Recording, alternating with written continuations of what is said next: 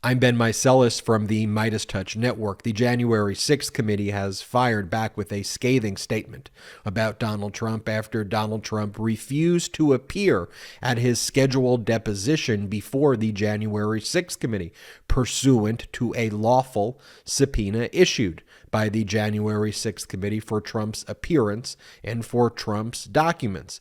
Leading up to the date of Donald Trump's deposition, his lawyers, including Alina Habba, said that she thought that Donald Trump should show up and testify before the January 6th committee because she said he has nothing to hide. But of course, we here at the MeidasTouch network and you who have watched this network, we all knew that Donald Trump was not going to show up before the January 6th committee. Donald Trump's entire life has trying to duck and dodge depositions and subpoenas and accountability, and he appeals that all the way up to the Supreme Court to try to delay.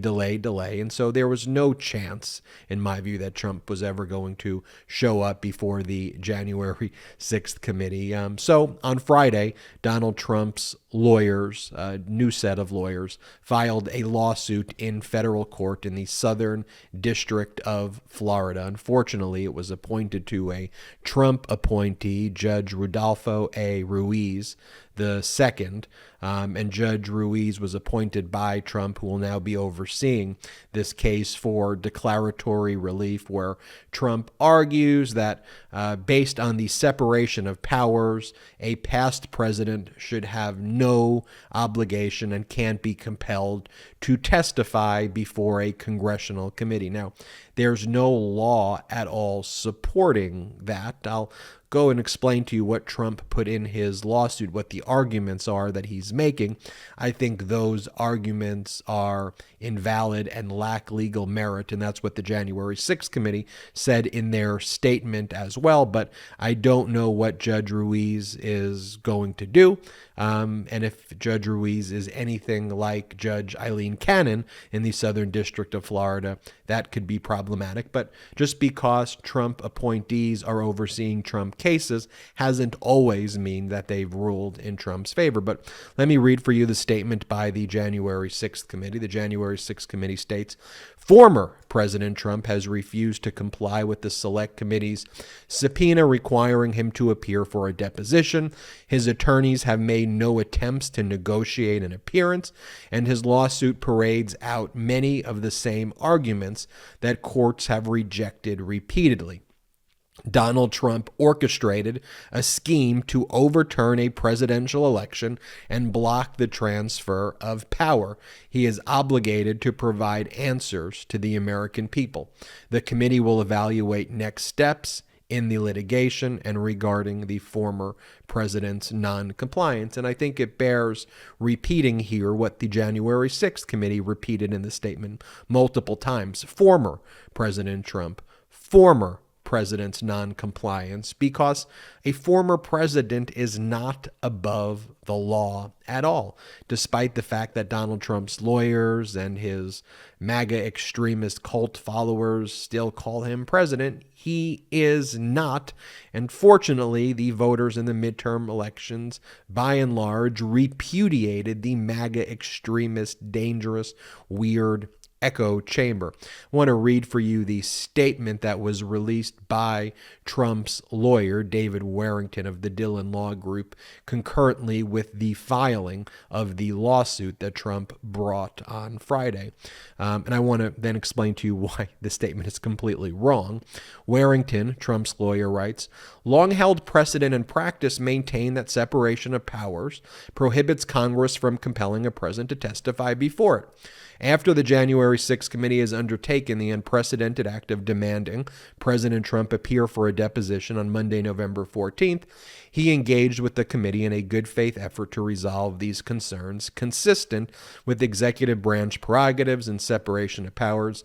But this partisan committee insists on pursuing a political path, leaving President Trump with no choice but to involve the third branch, the judicial branch, in this dispute between the executive and legislative branches. President Trump joins presidents of both parties in insisting that the legislative branch honor the boundaries set forth in the Constitution instead of catering to base partisan impulses. Should I rip this statement apart here? Okay, instead of catering to base partisan impulses, Donald Trump led an insurrection against our country, and the January 6th committee is bipartisan. We have Adam Kinzinger and Liz Cheney, and Liz Cheney's the co-chair. And so the last time I thought about it, that is a bipartisan committee, and Liz Cheney is a Republican. She's not a MAGA extremist cult leader. Then you go on to say that President Trump, first off, he's not the president, joins president of both parties. Who are you referring to there? Who are the presidents of both parties? That is an inaccurate statement, and I will then explain to you why that's a completely inaccurate statement there. You next say he engaged with the committee in a good faith effort to resolve these concerns. No, he didn't. The committee completely said you completely ignored them and blew them off and didn't do anything. I will take the committee's statement of facts here of what took place over yours. And then it being an unprecedented act of demanding a former president, there's nothing unprecedented about that. There have been many former presidents who have testified before congressional committees. So when the January 6th committee sent the subpoena to Trump, they very smartly realized that Trump's lawyers were going to put forth these frivolous arguments, because we know Trump's playbook. Trump has like 3 moves or 4 moves. And so the January 6th committee, when they sent the subpoena several weeks back, they attached a letter to the subpoena, and the letter set forth what the actual precedent was. And this is what they say in the letter that they sent to Trump. We recognize that a subpoena to a former president is a significant and historic action. We do not take this action lightly, but as you likely know, you would not be the first former president to testify before Congress or to receive a congressional subpoena. Former presidents John Quincy Adams, John Tyler, Theodore Roosevelt, William Howard Taft, Herbert Hoover, Harry Truman, and Gerald Ford each testified before Congress after they left office. President Roosevelt explained during his congressional testimony, quote, "An ex-president is merely a citizen of the United States, like any other citizen, and it is his plain duty to try to help this committee or respond to its invitation."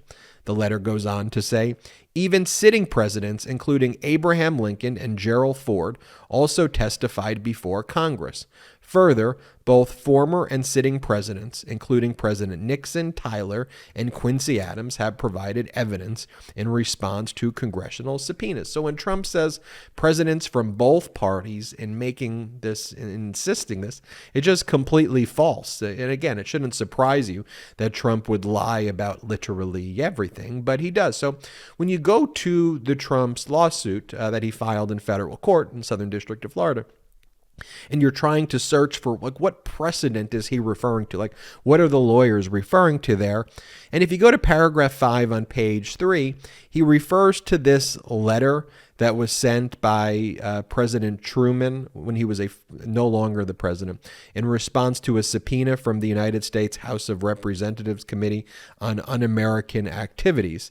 And this is what Truman wrote. Truman wrote, "It must be obvious to you that if the doctrine of separation of powers and the independence of the presidency is to have any validity at all, it must be equally applicable to a president after his term of office has expired, when he is sought to be examined with respect to any acts occurring while he was president.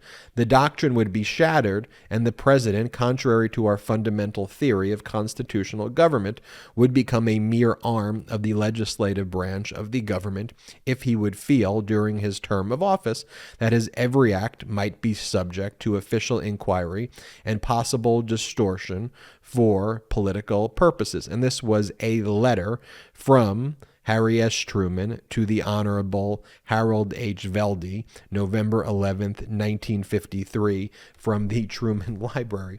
Now, this 1953 letter is not a judicial precedent at all. Harry Truman did not try to overthrow the United States government. Harry Truman did not lead an insurrection against the United States government. Harry Truman did not have Truth Social or Twitter or social media or right-wing extremist media that he would go on and brag about trying to overthrow the United States government. And this is not a judicial opinion. What the judicial opinions have actually said is that there is a legislative prerogative, and the legislative prerogative in conducting these investigations would permit the legislative branch to ask questions, even of a former president. I mean, if we just look at a decision that was reached recently by Judge Carl Nichols, when Trump's chief of staff, Mark Meadows, tried to assert executive privilege to block his testimony before the January 6th committee after he was supposed to be deposed back in last December. What Carl Nichols said is that based on the speech and debate clause immunity in the Constitution, that Mark Meadows was not even entitled to sue the January 6th committee. And repeatedly, we've seen people try to assert executive privilege to avoid testifying, and they have not prevailed in that at all. And so I don't think a executive privilege claim of a former president here, especially here where Trump's conduct was not in furtherance of his duties as a president. I mean, his conduct was part of a political effort to overthrow a free and fair election. So I don't think Trump wins the lawsuit if the judge is being fair and impartial. And again, I don't know how this judge is going to side on a Trump lawsuit before him. Is he going to be like Judge Eileen Cannon, or is he going to be like Judge Nichols? Judge Nichols, who I just mentioned, was a Trump or is a Trump appointed judge who made those rulings about Mark Meadows. So you have different types of rulings from Trump-appointed judges, but we'll see what Judge Ruiz ends up doing here. But the January 6th committee, their mandate is set to expire at the end of the year. So one of the questions also becomes, if the January 6th committee is no longer here, what's going to happen with these, with this subpoena, with this lawsuit, with their efforts? One thing that's been floated, which I find very interesting, which is why I think the Georgia runoffs are so important, is that if Democrats can gain a 51 Senate control over the Senate, if Raphael Warnock can defeat Herschel Walker, and there's 51 Democrats, then Democrats can get subpoena power in the Senate, which they don't have right now. And I think that the investigation, this is an interesting point, could potentially be transferred from the January 6th committee to a Senate committee, which could continue the work. We have to look into that a little more to see what the Senate's view of it is, because the senators may view investigations like that differently than the House, but that is a possibility that we should be aware of. But I think what we're going to find here is the January 6th committee very aggressively responding to the litigation initiated by Trump, compelling him.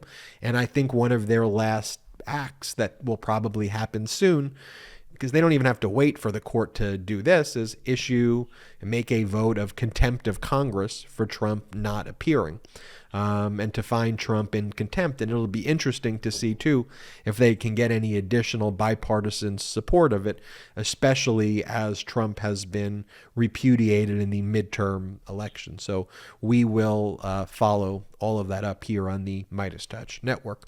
So I'm Ben Meiselas from the MeidasTouch Network. Hit the subscribe button. We're on our way to 1 million subscribers. Thanks to your support. Hit the subscribe button right now. And in addition, consider becoming a patron of the MeidasTouch Network by going to Patreon.com patreon.com/MeidasTouch, patreon.com/MeidasTouch. We are not funded by any outside investor, so we're purely accountable to you. So wherever you are in the world, if you go to patreon.com/MeidasTouch, join one of those subscriptions. No pressure if you can't do it, but if you can, it goes a long way to build this independent network so we could keep growing bigger than that both sides media and the pro-fascist media. I think independent media is needed more now than ever. And there's nothing more I love than being only accountable to the people out there and not these big investors who have their own interests and prerogatives. I'm Ben Meiselas from the MeidasTouch Network. Thanks so much. Hit subscribe. MeidasTouch is unapologetically pro-democracy, and look, we know you are too. So please make sure you check out our best-selling shirt and our best-selling gear, the unapologetically pro-democracy gear. And hey, while you're at it, make sure you check out my favorite shirt and one of our most famous designs, It Wasn't Rigged, You're Just a Loser, at store.meidastouch.com. That's store.meidastouch.com.